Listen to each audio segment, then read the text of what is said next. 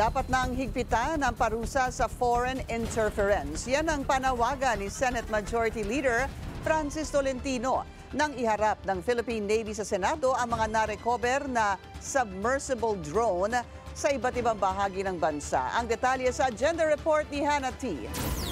Para lang scientific drones kung tignan, pero ang laman nito pwedeng magamit sa giyera.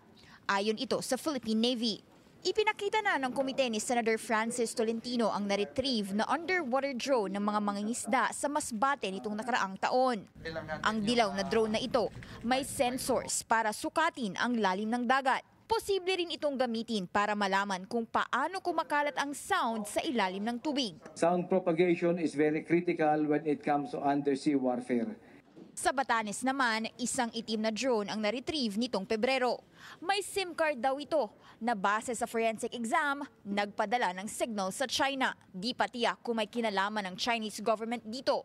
Pero kasabay ng naglipa ng espionage cases sa bansa na puro Chinese nationals ang nahuhuli, tingin ni Tolentino, oras na para magpataw ng mas mabigat na parusa laban sa foreign interference. Para maipakita sa ibang bansa na huwag nyo naman lapastanganin yung soberenya ng Pilipinas. Huwag naman yung panghimasukan at bastusin ang Pilipinas.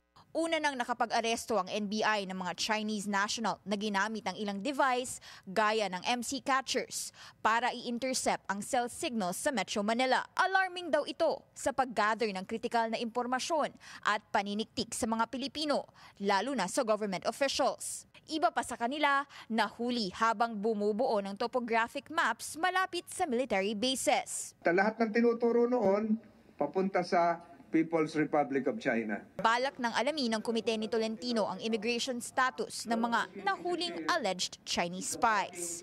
Para sa Agenda, Hannah T. Bilyonaryo News Channel.